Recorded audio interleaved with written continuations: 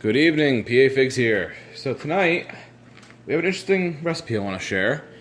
So this is Hawaiian Opah. So we stopped at a local fish store and actually found Opah. We haven't seen that since we've been in Hawaii, so we figured let's give it a try. It's about $20 a pound, about the same price as tuna here for decent quality tuna. It's a little pale, but we'll give it a try and see how it tastes. So, first thing I'm going to do is to make a sauce to go with it. And this is going to be a coconut sauce. And so what I'm going to do is I'm going to actually take equal parts of beef broth and coconut milk. So let's see. And this is going to reduce, so you want to use more than you think you're going to actually eat. Alright. And you could measure. If you wanted approximate measurements from me, I'd say about a cup of each. And again, this is just for my wife Teresa and I, so just two of us. Alright, there's the coconut milk. Mix that all in. You can see that's going to form kind of a thick slurry. And you want that slurry to come to a boil, and then you just want to simmer it. Let it reduce. And once it reduces to the right texture that you want, that's going to be your sauce. You want to let this simmer for probably about a half an hour. So I'll get back to you when I get closer here. Alright, so as you can see, the mixture has come to a boil. So I'm actually going to move it to the back burner here, but to give you a look at it. It's starting to thicken already. Got a while to go, but came to a boil. I'm going to move it to the back just to get it out of the way. And I'm going to let it simmer back there.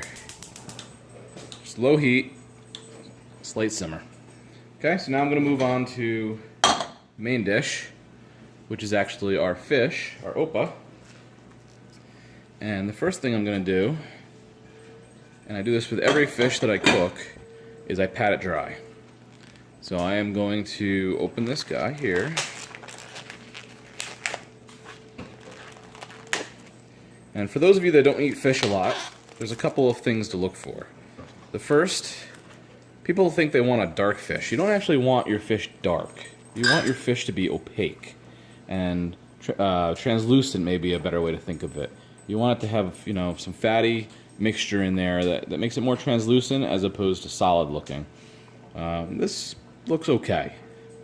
And you can see the skin, spotted skin, some scales on it, so you do need to worry about that actually. So when I cook it, I'll actually cut this part off. I won't eat it. If I wanted to eat it, I could take the scales off and actually fry that part down, but I'm not going to do that tonight. So put these pieces here. And a lot of people don't know anything about opah. Opah is a moonfish is another name for it. Opah, I think, is the Hawaiian name, and moonfish is the name that most of the continental would know it by. But it is actually a very fatty fish. It is fattier than salmon, and a higher source of all the good omega proteins and everything. So, alright, got that all patted dry. Gonna move this plate over, and I need to get my oils. Alright, I actually decided to take the scales off. So to show you how I do it, I just use a fork. And I take the fish, hopefully you can see here, and all I do is I take the fish in the opposite way that the scales are, and I drag the fork along it. It looks like they tried to get the scales off and got most of them and just left a few on, because from here down there's no scales, but you can see the scales up here that I'm getting off. So theoretically you could eat the fish with the scales on, but they are not that pleasant of a texture. It's kind of like eating fingernails, and who wants to eat fingernails, right? Maybe kids, but not us adults. Alright, so that's got no scales left. This piece, sort of the same thing, just a few scales here or there. I don't know if they used a machine maybe, or whoever was doing it just didn't do a very good job.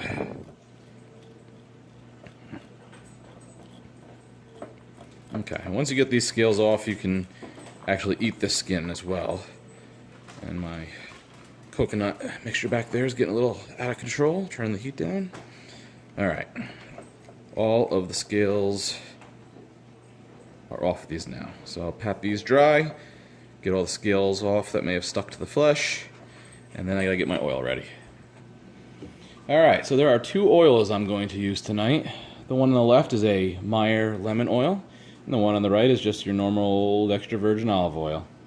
And the first thing I want to do, before I put any oil in, is actually get this pan nice and hot.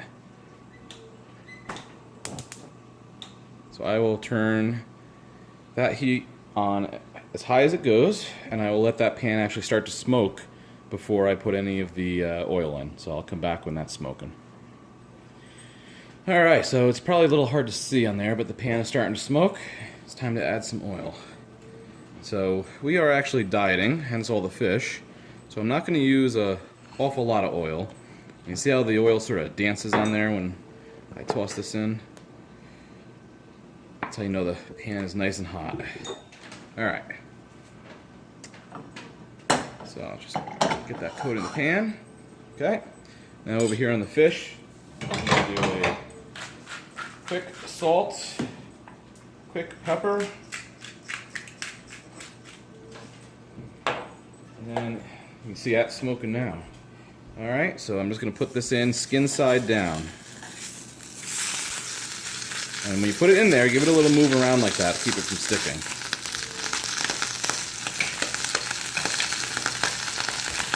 And this piece. Okay, now I'm going to turn the oil down a little bit. Just want to get a nice sear on that skin and the fat below that skin. Probably used a little bit too much oil, but that's okay.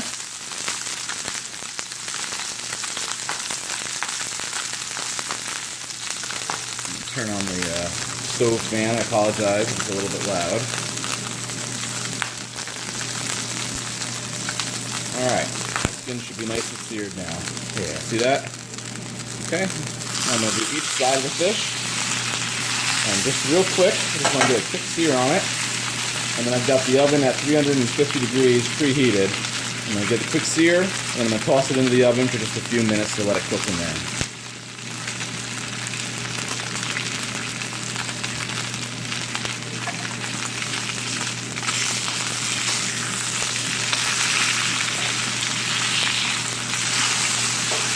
Okay, now that I flipped it, a little more salt on each side, and a little bit of pepper. Maybe a lot of pepper. We like our pepper. Alright. Okay, I'm going to turn off the stove. I'm going to go pop this into the oven at 350 degrees. Okay, so while that fish is cooking, my wife was nice enough to get the asparagus ready. So with asparagus, it's pretty simple, right? This is your piece of asparagus, and this piece is already broken, but I wanted to show you. All you're going to do is take that asparagus from the supermarket, you're going to grab it from each end, just like this, and you're going to bend it. And when you bend it, it's going to snap on its own. And where it snaps, that's your edible piece. And the base piece is the piece that you either throw away or you can make soup stock or a lot of other things out of. But in this case, we're going to throw it away and just keep this.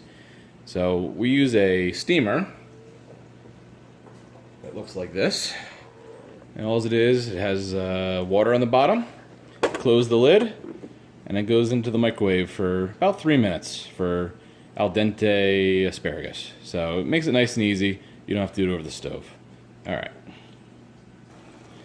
Alright, so we just got the fish out of the oven. It was in there for about 3 minutes. Now let's just check it. You can see how it starts to flake apart when I squeeze it. You know it's done. If it flakes apart real easily, you probably overcooked it. So that's right where you want it, where it just starts to flake apart.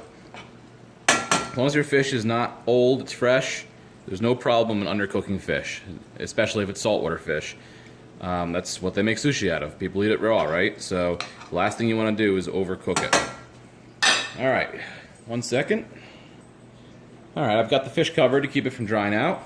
I also made some sweet potatoes in the oven. Just poked holes in them and put them in the oven at 425 degrees for about 50 minutes until they started to ooze out. And I'm just going to peel those, slice them, and they'll make a good side dish for the fish. Let me get this all done. I'll be right back. So here's another piece of advice or fun fact. You guys that have been buying sweet potatoes at the store and eating sweet potatoes all your life, what color are sweet potatoes? A lot of you are probably saying, well, sweet potatoes are orange, right? No. Yams are orange. Sweet potatoes are white. This is a sweet potato.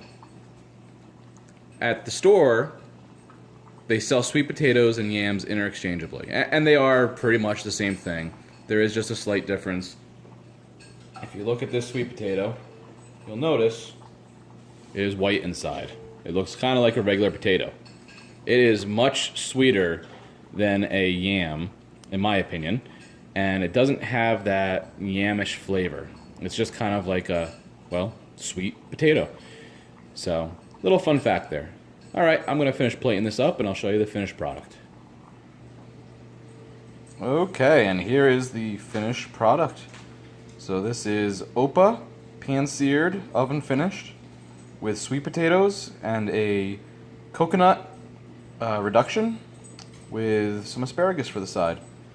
Should be pretty good. First time I've actually made Opah, so we'll see how it came out. I'm PA Figs. Have a good night.